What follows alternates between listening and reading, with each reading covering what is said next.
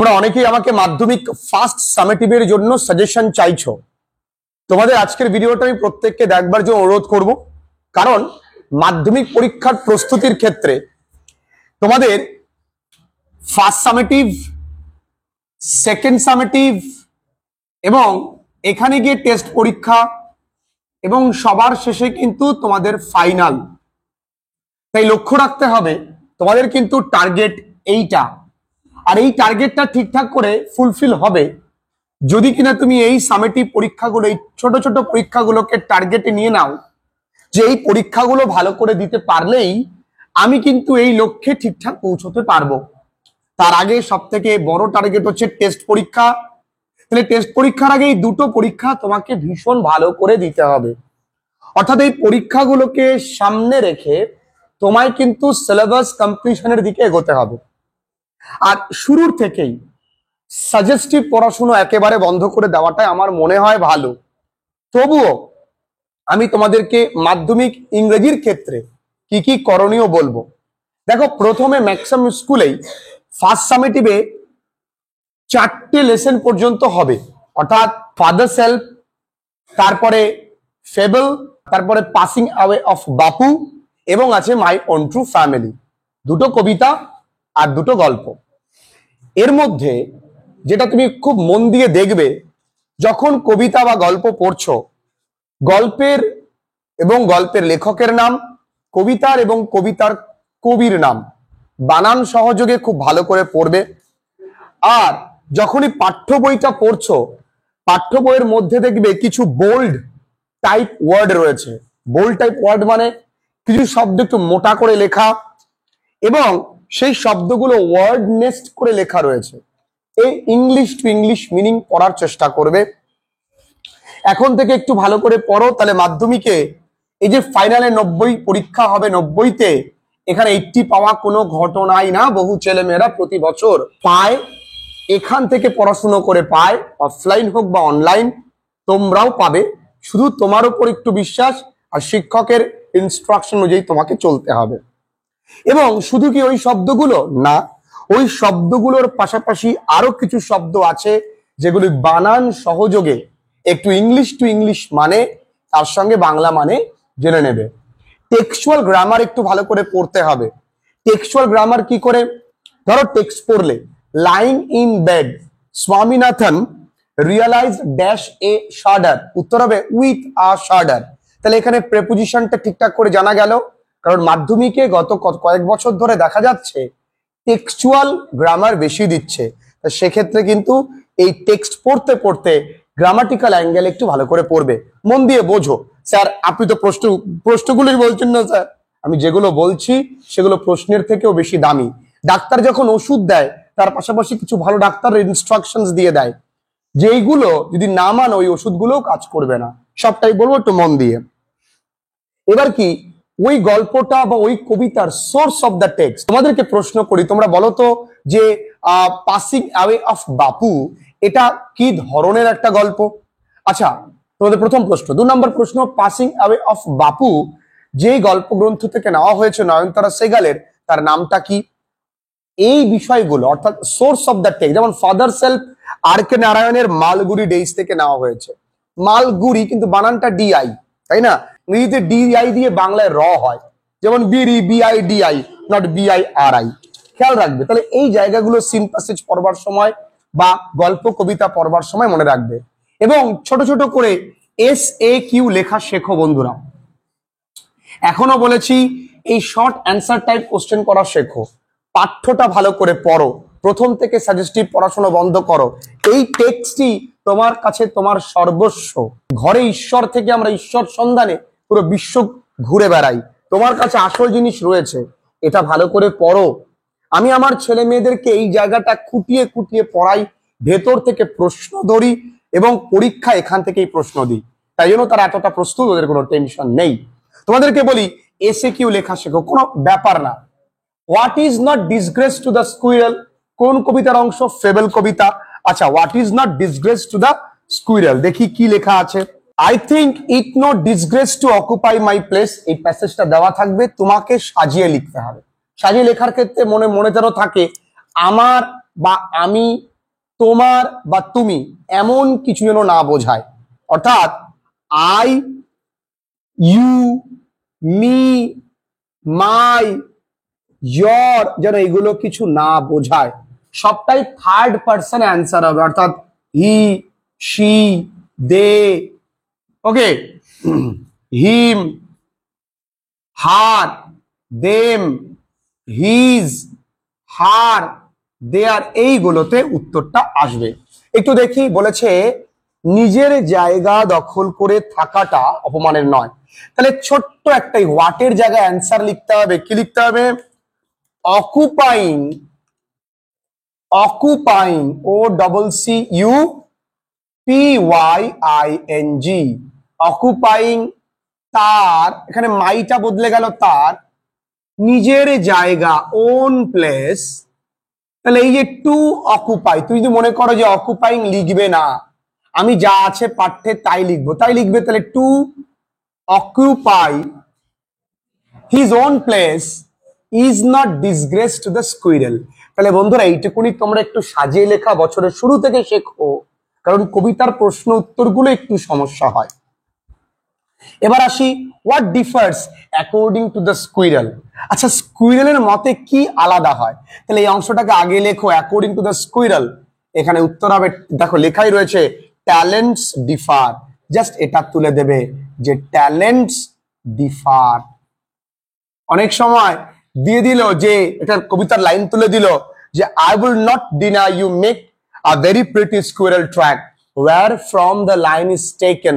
তোমাকে বলতে হবে the line is taken from the poem fable, কথাটাকে ইনভার্টেড কমার মধ্যে রাখতে হবে, এবং তোমার এটাও খেয়াল রাখতে হবে তখন বাই রালফ ওয়ালডো ইমার্জন, এই সঠিক বানানটা লিখতে হবে।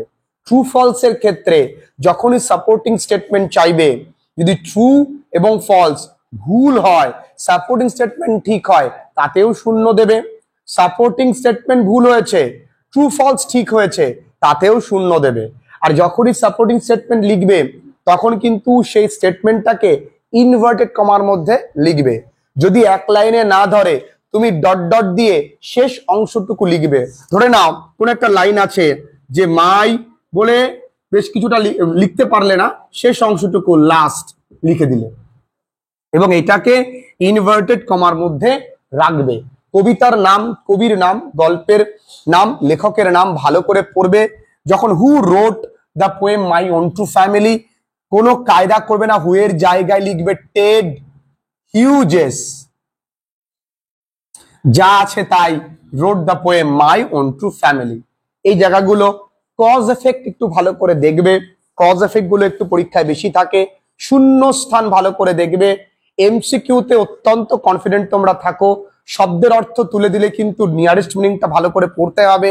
তোমাদের জন্য আমার লেখা বই খুব তাড়াতাড়ি থাকবে, সেখানে সমস্ত কিছু কভার আপ থাকবে। তাই চারটে লেসেন যেই জায়গাটা তোমরা ওভার কনফিডেন্ট থাকো সেই জায়গাগুলো ভালো করে পড়ো, তাহলে দেখবে তোমাদের সিন পোর্শন সাথে সাথে তোমাদের গ্রামারের কিছু পোর্শনও ঠিকঠাক হবে। এবার আসি গ্রামার সেকশন।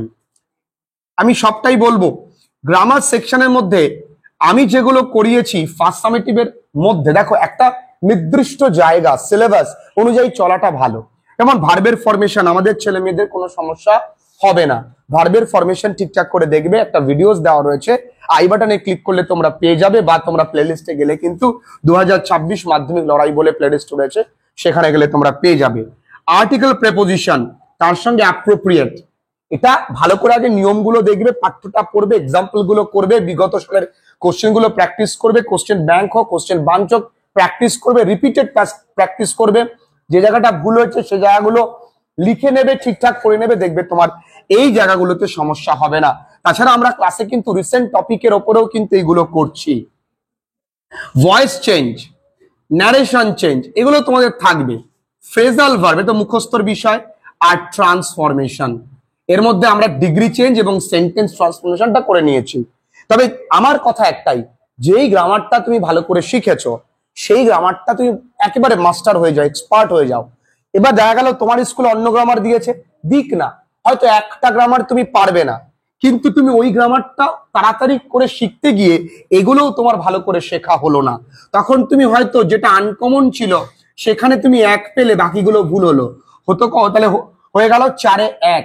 যদি না তুমি বাদ দিলে, আমি ওই একটা পারবো না, ঠিক আছে করবো না, যেগুলো পারবো সেগুলো মন দিয়ে করি না, কারণ স্কুলের তাল বাহানার ঠিক নেই, কোন স্যার কখন কি খামখেয়ালি পানা এসে বললে এটা নয় ওটা দিয়ে দেবো, দিয়ে দিলেও তোমাদের ক্ষতি হয়ে যাবে, কোনো হেডেক নেবে না। তখন অ্যাটলিস্ট 4-এ তুমি 3 পাবে। তো যদি তুমি এগুলো ভালো করে প্র্যাকটিস করো, যে কোনো গ্রামার পারবে, কোনো চিন্তা নেই। তাহলে গ্রামারের জন্য গেল, প্রত্যেকটা ক্লাসেস আছে, যারা অনলাইন ক্লাসেস করছো তাদের তো কোনো সমস্যা নেই। এবার আসি রাইটিং সেকশনে। রাইটিং এর জন্য ট্রান্সলেট করে করে কিন্তু শেখাটা প্রয়োজন। আমি কিভাবে শেখাচ্ছি তোমাদের একটা ছোট্ট ঝলক দেব। আর এই কবিতার ক্ষেত্রে, কবিতার প্রশ্ন উত্তর ক্ষেত্রে অনেক সময় এক্সেপশনাল কোশ্চেন অ্যান্সার কিন্তু দেয়, যেগুলো মুখস্থ ছাড়া কোনো দ্বিতীয় অপশন থাকে না। সেই কোশ্চেন গুলো কিছুটা আমি তোমাদেরকে বলবো, একটু পরেই বলছি।